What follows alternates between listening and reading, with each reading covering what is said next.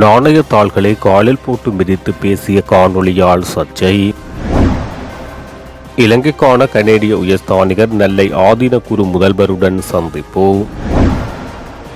ஈழத்தமிழர் விவகாரம் மோடியிடம் கோரிக்கை விடுத்துள்ள முன்னாள் பாராளுமன்ற உறுப்பினர்.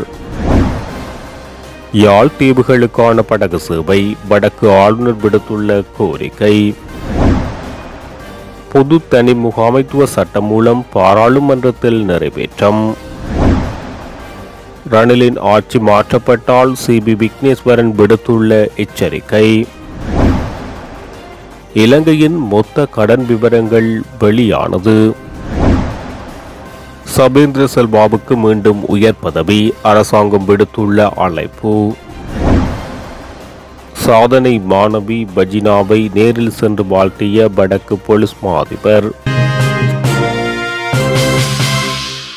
யாழ்ப்பாணத்தில் தன்னை கொடைவள்ளலாக காட்டிக்கொள்ளும் தியாகி அறக்குடை நிறுவனத்தின் தலைவர் வாமதேவா தியாகேந்திரன் இலங்கையில் புழக்கத்தில் உள்ள 5000 ரூபாய் தாள்களை காலில் போட்டு மிதித்து காணொலியில் கருத்து கூறியமை சர்ச்சையை ஏற்படுத்தியுள்ளது.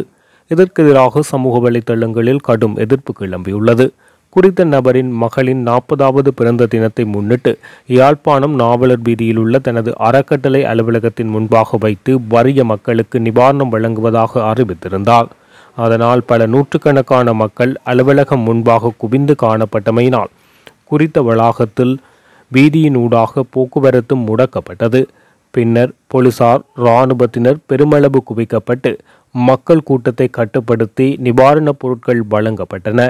அந்த நிலையில் ஊடகம் ஒன்றுக்கு தியாகேந்திரன் கருத்து தெரிவிக்கும் போது, இன்றைக்கு நிவாரணம் பெறுவதற்கு தான் எதிர்பார்த்த மக்கள் வரவில்லை என கூறி தனது சட்டை பையில் இருந்த பெருமளவான 5000 ரூபாய் தாள்களை எடுத்து நிலத்தில் போட்டு சப்பாத்து காலால் மிதித்தபடி நின்று கருத்து தெரிவித்தார். குறித்த காணொலி சமூக வலைதளங்களில் வைரல் ஆகியதை அடுத்து பெருமளவானோர் கடும் எதிர்ப்புகளை தெரிவிப்பதுடன் கண்டனங்களையும் பதிவு செய்து வருகின்றனர். அதேவேளை 2023 ஆண்டின் 16ஆம் இலக்க இலங்கை மத்திய வங்கி சட்டத்தின் 55ஆம் பிரிவின் நியதிகளில் இலங்கை மத்திய வங்கியினது ஆளுகை சபையின் அதிகாரமின்றி எந்தவொரு நபரும் நாணயத்தாள்களை வெட்டுதல், துளையிடுதல் அல்லது வேறு ஏதேனும் வழிகளில் எந்தவொரு நாணயத்தாளினையும் உருசிதைத்தல், எந்தவொரு நாணயத்தாளிலும் அச்சிடுதல், முத்திரை பதித்தல் அல்லது எதனையும் வரைதல் அல்லது எந்தவொரு நாணயத்தாள்களின் மீதும் ஏதாவது சீல் அல்லது முத்திரைகளை ஒட்டுதல், ஏதேனும் நாணயத்தாளின் மீது விளம்பரம் ஒன்றின் தன்மையை ஒத்த அல்லது அந்த வடிவத்தினை இணைத்தல் அல்லது ஒட்டுதல் ஆகியவை தண்டனைக்குரிய குற்றமாகும் என்பது குறிப்பிடத்தக்கது. நான் ஒருத்தரையும் கணக்கில் எடுக்க மாட்டேன். எனக்கு ஒரே கவலை மண்டைக்கு கொடுக்க இல்லை காசு. இவ்வளவு காசு மிஞ்சி போச்சு அம்மா. இங்கே பாருங்கோ, இதெல்லாம் இங்கே பாருங்கம்மா, இதெல்லாம் என்ன இங்கே பாருங்கோ. காசு காசா அதுல லட்சுமி, அவங்களுக்கு லட்சுமியா தெரியுதா? என்னோட இவ்வளவு கோடி வச்சிருக்கிறாங்க தெரியுமா? லட்சுமி இல்ல, லட்சுமியா காசு காசா அதுல. நானம்மா ஒருத்தரையும் கும்பிடு, இந்த வைரவர் வச்சிருக்கிறேன், வைரவரை கும்பிட மாட்டேன் தெரியுமா உங்களுக்கு? கணக்கில் எடுக்காதீங்க அம்மா. யாழ்ப்பாணத்துக்கு விஜயம் மேற்கொண்டுள்ள இலங்கைக்கான கனேடிய உயர்ஸ்தானிகர் எரிக் பாஸ் இந்து சமய தலைவர்களை நேற்று வெள்ளிக்கிழமை நெல்லை ஆதீன திருஞான சம்பந்தர் ஆதீனத்தில் சந்தித்து கலந்துரையாடினார்.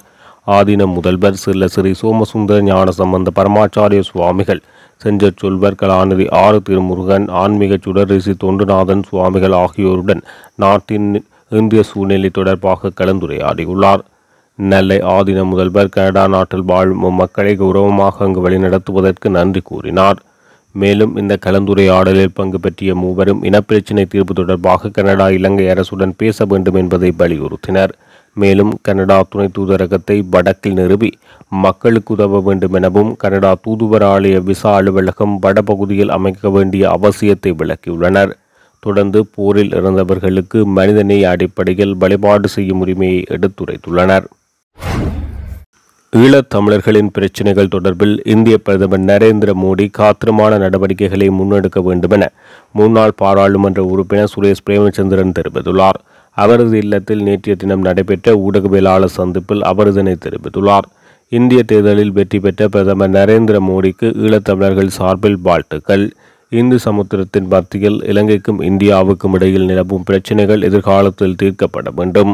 தமிழ் மக்களை பொறுத்தவரை பல வகையில் இந்திய அரசாங்கம் உதவி புரிந்துள்ளது. இருப்பினும் அவர்களின் இனப்பிரச்சினைக்கு இதுவரை தீர்வு கிடைக்கவில்லை. ஆகவே இது தொடர்பில் மோடி காத்திரமான நடவடிக்கை எடுக்க வேண்டும் என கோரிக்கை விடுத்துள்ளார். யாழ் தீவுகளுக்கான பயணிகள் போக்குவரத்துக்குரிய படகு சேவை விஸ்தரிக்கப்பட வேண்டும் என வடமாகாண ஆளுநர் PSM சார்ல்ஸ் தெரிவித்துள்ளார். பொருளாதார அபிவிருத்தியை இலக்காக கொண்டு போக்குவரத்து துறை மேம்படுத்தப்பட வேண்டும் என வடமாகாண ஆளுநர் குறிப்பிட்டுள்ளார். குறித்த விடயம் தொடர்பான விசேட கலந்துரையாடல் வடக்கு மாகாண ஆளுநரின் தலைமையில் நேற்று செயலக கேட்போர் கூடத்தில் இடம்பெற்றது. இதன்போது வடக்கு மாகாணத்தில் அபிவிருத்தி செய்யப்பட வேண்டிய வீதிகள், புனரமைக்கப்பட வேண்டிய வீதிகள், எதிர்கால திட்ட முன்மொழிவுகள், தொடருந்து போக்குவரத்து, கடல்வழி போக்குவரத்து செயற்பாடுகள், வடமாகாண போக்குவரத்து துறையில் காணப்படும் சிக்கல்கள் உள்ளிட்ட பல விடயங்கள் குறித்து கலந்துரையாடப்பட்டன. தீவுகளுக்கான பயணிகள் போக்குவரத்துக்குரிய படகு சேவை விஸ்தரிக்கப்பட வேண்டும் எனவும் இறங்கு துறைகள் புனரமைக்கப்பட வேண்டும் எனவும் ஆளுநர் தெரிவித்துள்ளார். பேருந்து பயணிகள் நாளாந்தம் எதிர்நோக்கும் சவால்கள் தொடர்பிலும் இந்த கூட்டத்தின் போது வடக்கு ஆளுநர் எடுத்துரைத்தார். ஒருங்கிணைந்த நேர அட்டவணையில் அரச மற்றும் தனியார் பேருந்துகளை சேவையில் ஈடுபடுத்த நடவடிக்கை எடுக்கப்பட வேண்டும் எனவும் அதற்கான உரிய செயற்பாடுகளை நடைமுறைப்படுத்துமாறு மத்திய அமைச்சின் துறைசார் அதிகாரியால் மாகாண அதிகாரிகளுக்கு ஆலோசனை வழங்கப்பட்டது. பாதுகாப்பற்ற தொடரூந்து கடவைகளுக்கான சமிக்ஞை கட்டமைப்புகளை ஏற்படுத்துதல், யாழ் மற்றும் காங்கேசன்துறை தொடரூந்து நிலையங்களுக்கு அருகில் போக்குவரத்து முனையங்களை நிறுவுதல் போன்ற விடயங்கள் குறித்தும் PSM சார்ல்ஸ் ஆலோசனை முன்வைத்தார். வடக்கு மாகாணத்தில் உள்ள தொடரூந்து நிலையங்களுக்கு அருகில் காணப்படும் பொருட்களஞ்சிய சாலைகளை உரியவாறு பயன்படுத்த வேண்டும் எனவும் பயன்பாடு குறைந்து காணப்படும் களஞ்சிய சாலைகளை தனியாரிடம் வழங்கி அவற்றை மேம்படுத்த வேண்டும் என ஆளுநர் தெரிவித்துள்ளார். பொது தனி முகாமைத்துவ சட்டம் மூலம் நேற்று பாராளுமன்றத்தில் விவாதத்துக்கு உட்படுத்தப்பட்டு திருத்தங்களுடன் நிறைவேற்றப்பட்டது. நேற்று நடைபெற்ற 2வது மதிப்பீடு தொடர்பான விவாதம் முடிவடைந்ததும் குழு நிலையில் திருத்தங்கள் முன்வைக்கப்பட்டன. இதனைத் தொடர்ந்து 3வது மதிப்பீடு நிறைவேற்றப்பட்டது. இந்த சட்டம் மூலம் அரசாங்கத்துக்காக பொது தனிக்கடனாக பெறுவதற்கும் வழங்குவதற்கும் சேவை அளிப்பதற்குமான அதிகார அளிப்புக்குட்பட்ட பொது தனி முகாமைத்துவத்துக்காக ஏற்பாடு செய்வதற்கும் அத்துடன் உத்தரவாதங்களை வழங்குதலும் கடனாக பெற்ற பணத்திலிருந்து கடன் கொடுத்தல் உள்ளிட்ட கருமங்களை ஏற்பாடு செய்வதற்குமான சட்ட மூலமாகும்.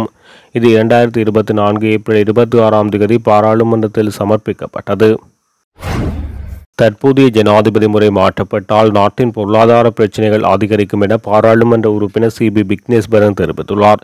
குறித்த விடயம் தொடர்பில் ஊடகங்களுக்கு கருத்து தெரிவிக்கும் போது அவர் இதனை தெரிவித்தார். மேலும் தற்பொழுது இருக்கும் ஜனாதிபதி ரணில் விக்ரமசிங்க அடுத்து 2 வருடங்கள் நீடித்தால் நல்லது என குறிப்பிட்டுள்ளார். ஜனதா விமுக்தி பெரமுன திட்டங்களை மாற்றும் போது பொருளாதார நிலை மாறும், கடன்கள் எங்கே போகும் என்று தெரியவில்லை. ஜனாதிபதி தேர்தலுக்கு தென்னிலங்கை வேட்பாளர்களுக்கு வாக்களிப்பது போன்று அல்ல. பொது வேட்பாளரை தெரிவு செய்து அவருக்கு வாக்களிக்கின்றோம். அதை செய்கிறார்கள். தேர்தல் முடித்துவிட்டால் எங்களை பற்றி கவலைப்பட மாட்டார்கள். எங்கள் பிரச்சினைகள் வெளிக்கொண்டு வர வேண்டும். பொதுவான எதிர்பார்ப்பு நியமிக்கப் போகின்றோம். வடக்கு கிழக்கு மக்களின் பிரச்சினைகளை வெளிக்கொணரவே செய்கின்றோம். தெற்கிலிருந்து யாரோ ஜெயிக்கப் போகிறார்கள். பொது வேட்பாளராக கேள்வி கேட்க ஒருவரை கண்டுபிடிப்போம் என தெரிவித்துள்ளார். அரசாங்கத்தின் உள்நாட்டு மற்றும் வெளிநாட்டு கடன் புள்ளி விவரங்களை நிதி ராஜாங்க அமைச்சர் சகான் சேமசிங்க பாராளுமன்றத்தில் வெளியிட்டுள்ளார். பொதுக்கடன் முகாமைத்துவ சட்ட மூலத்தின் 2ஆம் வாசிப்பின் போது அமைச்சர் இந்த புள்ளி விவரங்களை வெளிப்படுத்தியுள்ளார். அதன்படி உள்நாட்டு கடன் தொகை டிசம்பர் 31, 2023 17,051 பில்லியனாகவும் மார்ச் 31, 2024 இடையில் 17,252 அதிகரித்துள்ளதாக அமைச்சர் தெரிவித்துள்ளார். இதேவேளை வெளிநாட்டு கடன் 37 பில்லியன் அமெரிக்க டாலர்களாக உள்ளதாகவும் அதில் ஏப்ரல் 2022 முதல் 5.5 பில்லியன் டாலர் நிலுவையில் உள்ளதாக அவர் குறிப்பிட்டுள்ளார். பல்தரப்பு கடனை செலுத்தி இருந்தாலும் இருதரப்பு கடன்களை இன்னும் செலுத்தாததன் காரணமாக இவ்வாறு கடன் நிலுவையில் உள்ளதாக அமைச்சர் சுட்டிக்காட்டியுள்ளார். பாதுகாப்பு படைகளின் பிரதானியாக ஜெனரல் சபேந்திர சில்வா மீண்டும் நியமிக்கப்பட்டுள்ளார். ஜனாதிபதியின் ஒப்புதலின் பேரில் உரிய நியமனம் வழங்கப்பட்டுள்ளதுடன் அது தொடர்பான வர்த்தமானி அறிவித்தல் வெளியிடப்பட்டுள்ளது. அதன்படி இந்த நியமனம் ஜூன் 1 முதல் டிசம்பர் 31, 2024 வரை செல்லுபடியாகும் என வர்த்தமானியில் தெரிவிக்கப்பட்டுள்ளது. சிவில் கடமைகளில் இருந்து விலகியதன் பின்னர் டெங்கு கட்டுப்பாட்டு நடவடிக்கைகளுக்காக அவர் கடந்த 20/5/2024 அரசாங்கத்தினால் அழைக்கப்பட்டார். இந்த நிலையில் தற்போது அவர் பாதுகாப்பு படைகளின் பிரதானியாக மீண்டும் நியமிக்கப்பட்டுள்ளார். சீனாவுடன் தொடரும் முறுகல் நிலைக்கு மத்தியில் இந்தியாவானது தமது நாட்டின் இராணுவ பலத்தையும் எதிர்கால தாக்குதல் திட்டங்களுக்குமான நகர்வுகளையும் இரகசியமாக மேற்கொள்வதாக பிரித்தானியாவில் இருக்கும் அரசியல் ஆய்வாளர் பேல் தர்மா தெரிவித்துள்ளார். மேலும் இந்தியாவின் இராணுவ பலங்களை நோட்டமிட யாழ் குடாநாட்டு தீவுகளை சீனா பயன்படுத்த திட்டமிடுவதாகவும் தெரிவித்துள்ளார். ரஷ்யாவை உளவு பார்க்கும் நோக்கத்தோடு அமெரிக்கா ஆனது மிகப்பெரிய ஒரு கோபுரத்தை ஆப்கான் தளங்களில் வடிவமைத்தது. இவ்வாறானதொரு திட்டத்தை வைக்கும் நோக்கத்தின் மூலமே இலங்கையில் ஒரு மிகப்பெரிய கோபுரத்தை சீனா வடிவமைத்துள்ளது. இதன்படி இந்தியாவின் செய்மதிகளின்றி உளவு பார்க்கும் ஒரு திட்டமாக இது நோக்கப்படுகின்றது என தெரிவித்துள்ளார். வெளியிடப்பட்ட 2023 ஆண்டுக்கான உயர்தர பரீட்சை பெறுபவர்களின் அடிப்படையில் கலைப்பிரிவில் பஜினா பாலகிருஷ்ணன் என்ற மாணவி மாவட்ட மட்டத்தில் 1ஆம் இடத்தையும் அகில இலங்கை ரீதியாக 32வது இடத்தையும் பெற்று சாதனை படைத்தார். இவர் பொருளாதார ரீதியாக மிகவும் பின்தங்கிய கிராமமான சாந்தை பகுதியில் வசித்து வந்துள்ளார். இவரது குடும்பமும் வறுமை கோட்டுக்குட்பட்ட ஒரு குடும்பமாக காணப்படுகின்றது. இந்த நிலையில் இவருக்கான பாராட்டு விழா நேற்றைய தினம் சாந்தி சனசமூக நிலையத்தில் இடம்பெற்றது. அந்த வகையில் வடக்கு மாகாண சிரேஷ்ட பிரதி போலீஸ் மா அதிபர் திலக் சி.ஏ. தனபால குறித்த பகுதிக்கு நேரில் சென்று தமது வாழ்த்துக்களையும் பாராட்டுக்களையும் தெரிவித்தார். குறித்த மாணவி நேற்றைய தினம் அவர் கல்வி கற்ற பாடசாலையான பண்டத்தரிப்பு பெண்கள் உயர்தர கல்லூரியிலிருந்து மேற்கத்திய இசை வாத்தியங்கள் முழங்க ஊர் மக்கள், ஆசிரியர்கள், சக மாணவர்கள், கல்விமான்கள், அயர் உறவர்கள் என அனைவரும் புடைசூழ அவரது ஊரான சாந்தை கிராமத்துக்கு ஊர்வலமாக காரில் அழைத்து செல்லப்பட்டார். பின்னர் சாந்தை சனசமூக நிலையத்தில் குறித்த மாணவிக்கு கௌரவிப்பு நிகழ்வு இடம்பெற்றது. உறவினர்கள், ஆசிரியர்கள், கல்விமான்கள் என பலர் மாணவிக்கு மலர் மாலை அணிவித்ததுடன் பல்வேறு பரிசு பொருட்களும் நினைவு சின்னங்களும் வழங்கி வைக்கப்பட்டன. ஊடகங்கள் வாயிலாக மாணவியின் சாதனை பார்வையிட்ட புலம்பெயர் தேசங்களில் வசிக்கும் உறவுகளும் குறித்த மாணவிக்கு பரிசு பொருட்களை வழங்கியதுடன் புலம்பெயர் தேசத்தில் வசிக்கும் ஒருவர் துவிச்சக்கர வண்டியையும் வழங்கி வைத்துள்ளார். இதனை வடக்கு மாகாண சபையின் முன்னாள் உறுப்பினர் சபா குகதாஸ் மாணவியிடம் கையளித்துள்ளார்.